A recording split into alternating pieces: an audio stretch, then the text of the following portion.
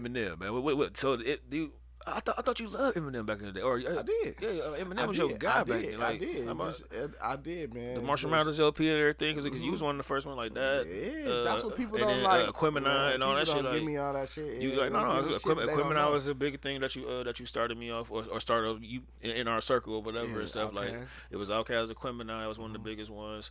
And then like Eminem, Marshall Mathers LP. hmm Um, Marshall LP was the first one and whatnot. But Yeah, I mean, man. what you thinking about this album that he just dropped a couple of days ago? Once again, I don't disagree with people that lyrically do this insane. Once again, I can separate. I don't like to separate fully the man from the music. Like I stopped listening to Lil Wayne more when I see like some of the stuff he was going through, and like I just can't. I can't continue. Like Frank Ocean is a dope artist, but I'm not into homosexuality, so I'm not about to listen to Hey, your music that about. first, hey, look, put your pom poms in the air. That's my shit. You know what I'm saying? Yeah, I ain't gonna lie to you. I bet, But whose pom poms is before I in did the air? exactly, yeah, Right. So at the my end of the day, fingertips. I know some people can separate the man and the music and stuff like that, and I can't He did say always. I'm on your mind, boy, and I didn't even think about that. Like, but the song was so Yeah, dope and whatever. But anyway, go ahead. I got you. yeah, So yeah.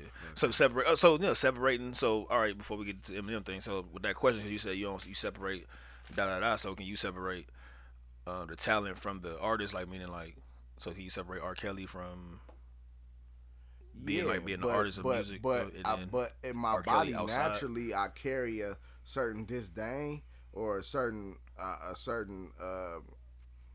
I'm turned off by him now, so it'll be hard. Like I won't go out my way to not listen, Mm, but I don't think I'll go to listen either. makes sense. So I got you. uh yeah, with Eminem back then, I was more on his wavelength as far as was the drug use, as far as the self hatred or whatever. I didn't portray self hatred, but I was I could understand what he was saying because I was such a fan of the art form that I was just immersed in everything that he was trying to present about himself, and so I made it my thing to understand Eminem. Damn, his mom ain't shit.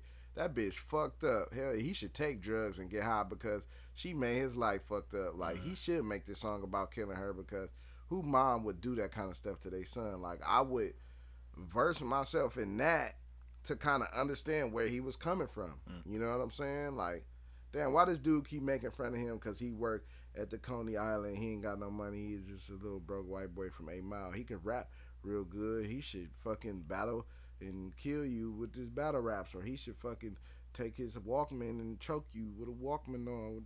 He should just do all that because he's so dope and nobody understands him. right. And I would put myself in that.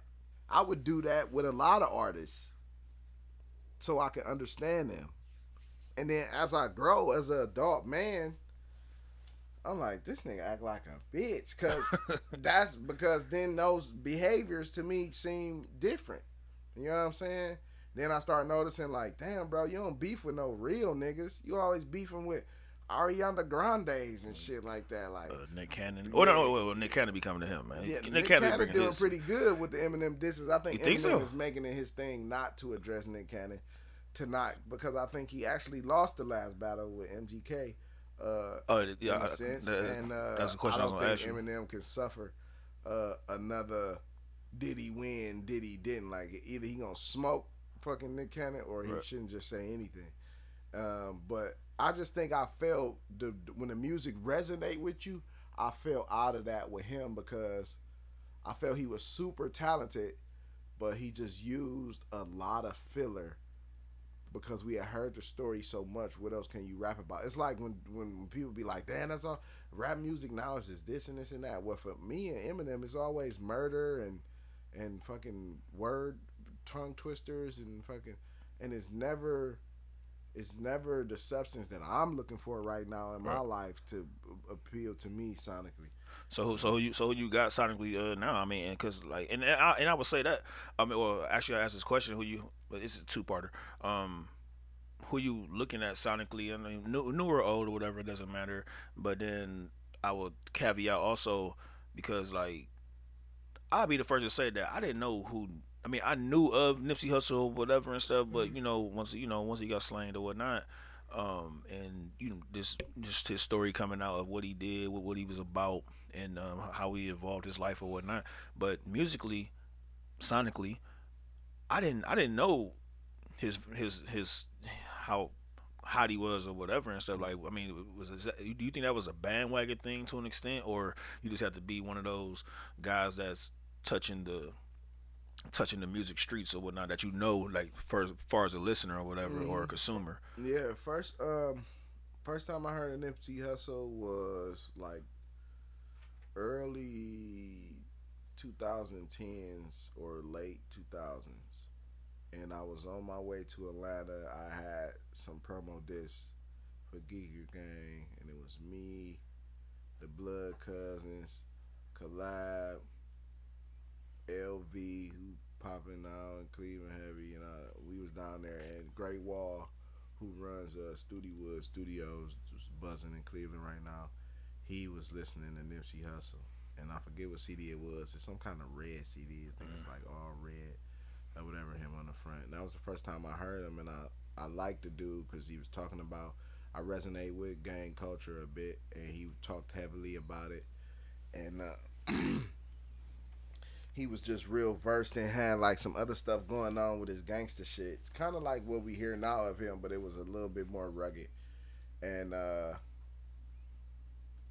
yeah, I think it's the one Crenshaw with or the marathon continues because 2011. that one.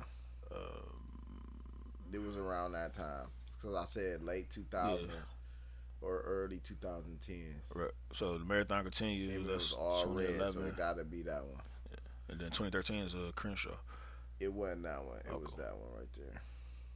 All right. Well, go ahead. My bad. But I didn't cut yeah, you off. I was just so that's when I got hit to him. That's crazy that it's called the Marathon Continues. yeah, and that's the hashtag that Yeah, goes with that's that. when I got hip to him. And did I listen That's to like him? life after death type deal. You know what I'm saying? Hmm. Like with the Did big I and shit. listen to him heavy? No, but I liked it, and so I can understand because we was rappers, underground rappers. Mm. So I can understand how you say like, yeah, I think it was a lot of people bandwagon, but the reality is he was really on the verge of his breakthrough. Yep. He, the murder wasn't the was the peak of his success. It was the Victory Lap album. Mm. That bust everybody. That was his breakthrough. That would if he had more career after, that would have been the point where people would look back when Nipsey got on it, when he Gotcha. plateaued, So when he plateau. when he Okay, broke through. I got you going up. So Got you. it's okay for people to just hear about him then because for real he was just getting there. He was lit, but as far as the public eye, he was just getting there. In Cali, he was lit. Right. He was lit as fuck. In the hood, he was lit. Niggas knew who Nip was. You know what I'm saying? When I heard about Nip getting killed, I was at one of Wiz Khalifa's brother's bodyguard's house. My dude Big Line. Shout out to Big Line. They put on the High Rollers Jiu-Jitsu tournament, him and Mighty Matt.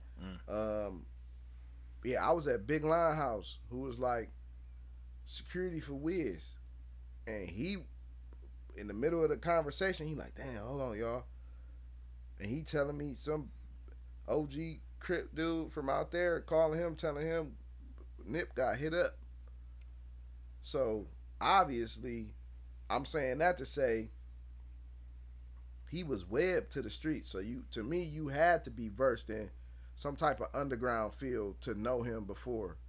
You know what I'm saying?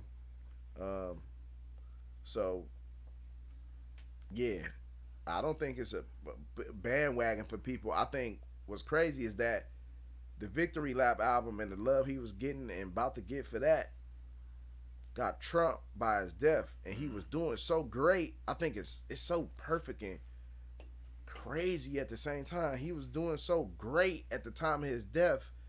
It gave people if you know how somebody died and you don't know nothing about him and you go look at him and now you just see all this lit as it was like the best of him. You know what I'm saying? So yeah, you're gonna get a lot of bandwagon fans because the part that he just left people for see was like the best part of it. It was like the littest part, and he just left. So I think bandwagon, No, I don't think nobody bandwagon for real because it was weird how it happened.